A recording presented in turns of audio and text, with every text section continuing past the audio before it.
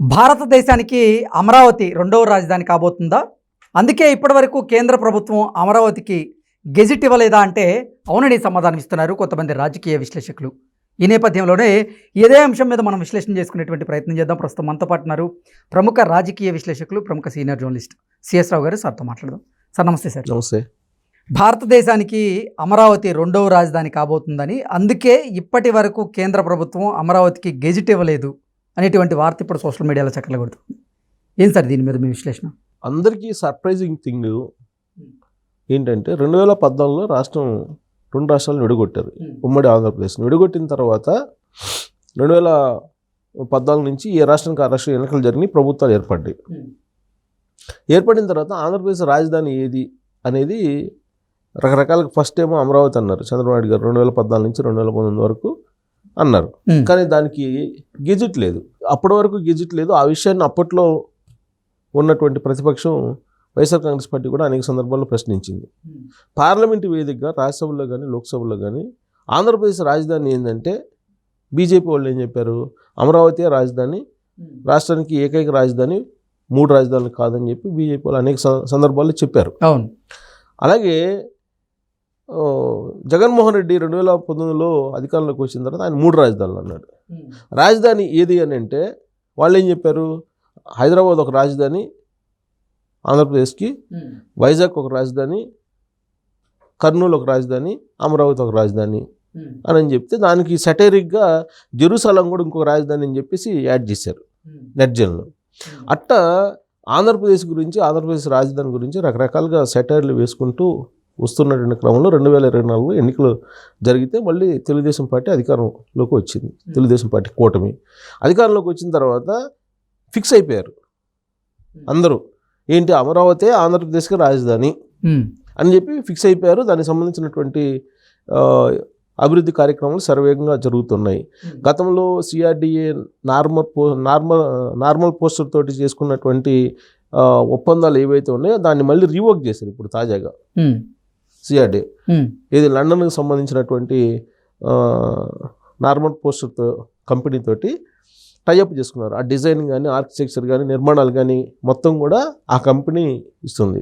అది famous company. So దానికి టెండర్ల రూపంలో మళ్ళీ ఇప్పుడు అమరావతి నిర్మాణానికి సంబంధించినటువంటి టెండర్లు ఫైనల్ చేశారు. సో నార్మల్ పోస్టర్ ఇప్పుడు అక్కడ ఉన్నటువంటి నిర్మాణాలు కానీ, స్ట్రక్చర్స్ కానీ, ఇంటీరియర్ మొత్తం అవుట్లుక్ కానీ ఇంతకుముందు రిలీజ్ చేశారు. ఆల్రెడీ 2019కి ముందు అమరావతి రాజధానికి సంబంధించి ఎలివేషన్ ఎలా ఉంటుంది అనేది డిజైన్లు మొత్తం చూపించి రిలీజ్ చేశారు. అదే నార్మల్ పోస్టరు లండన్కి సంబంధించింది ఇచ్చింది. అయితే ఇప్పుడు ఆ డిజైన్కి సంబంధించి ఒప్పందాలు మళ్ళీ సిఆర్డిఏ చేసుకుంది, దాన్ని రివర్క్ చేశారు. ఎందుకంటే జగన్మోహన్ రెడ్డి అధికారంలో రాగానే దాన్ని రద్దు చేసేసాడు నార్మల్ పోస్టర్ని. ఇప్పుడు మళ్ళీ దాన్ని రివర్క్ చేసి అదే కంపెనీకి మళ్ళీ ఇచ్చారు. ఆ అమరావతి నిర్మాణాలు జరుగుతున్నాయి. అలాగే ఇప్పుడు ప్రపంచ bank, ADB, Asian development bank, ఈ రెండు కలిపి ఆల్రెడీ 15 కోట్ల రూపాయలు విడుదల చేసినాయి.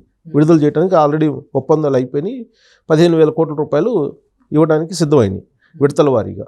ఇప్పుడు మళ్ళీ లేటెస్ట్గా జర్మనీకి సంబంధించినటువంటి బ్యాంకులు ఇవి మరొక 15,000 కోట్లు ఇవ్వడానికి సిద్ధమైనాయి. మొత్తం మీద 90,000 కోట్ల రూపాయలు డిసెంబర్ నాటికి రెడీ చేయడానికి ఆంధ్రప్రదేశ్ ప్రభుత్వం సిద్ధమైంది. 90,000 కోట్ల రూపాయలతోటి అమరావతి నిర్మాణాన్ని వేగవంతం చేయాలి అని చెప్పి దానికి ఆల్రెడీ ఇంతకుముందు అనుకున్నటువంటి డిజైన్ని కన్నా కూడా కొన్ని మార్పులు చంద్రబాబు నాయుడు గారు చేశారు సోమవారం రివ్యూ మీటింగ్ సందర్భంగా. అంతకుముందు కొన్ని ప్రభుత్వ కార్యాలయాలకు సంబంధించిన డిపార్ట్మెంట్లకు కొన్ని అమరావతి ఏరియాలో అక్కడక్కడ భూములు కేటాయించి ఆ ప్రాంతాల్లో నిర్మాణాలకు సంబంధించి అనుమతులు ఇచ్చారు. కానీ ఇప్పుడు అటు కాకుండా అన్ని డిపార్ట్మెంట్లు ఓన్లీ రాజధాని ప్రాంతంలోనే ఉండాలని చెప్పి గతంలో 4 టవర్లు డిజైన్ చేశారు. ఇప్పుడు 5 టవర్లు పెట్టారు.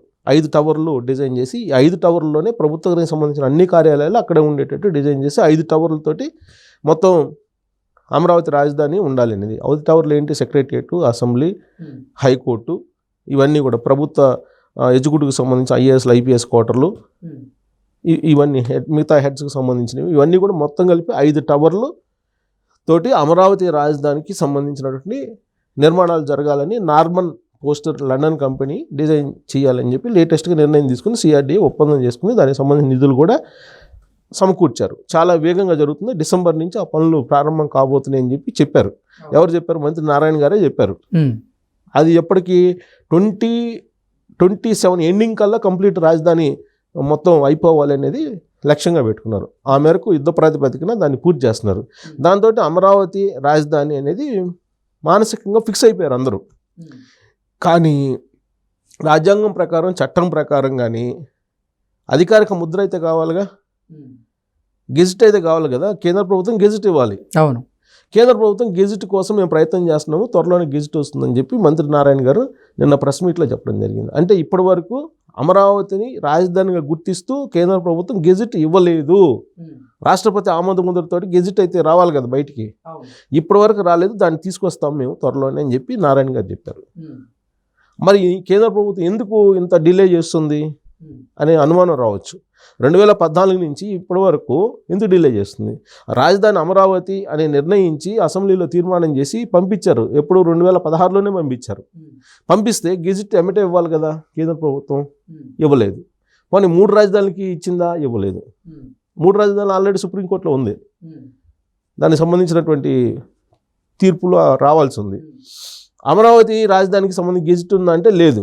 మరి ఎందుకు ఇంత డిలే చేస్తుంది? అమరావతి రాజధాని ఉంటుంది ఏపీకి అని చెప్తున్నట్టు కేంద్ర ప్రభుత్వం ఎందుకు అని అంటే దీంట్లో మతలబ్ ఏమైనా ఉందా అనేటువంటి సందేహం ఇప్పుడు వస్తుంది. ఎందుకు వస్తుంది అని అంటే దేశ రెండో రాజధాని అయితే కావాలి, అది కూడా దక్షిణ భారతదేశంలో కావాలి బీజేపీకి. అది రాజ్యాంగంలో అప్పుడే అంబేద్కర్ గారే ప్రస్తావించారు అనేది.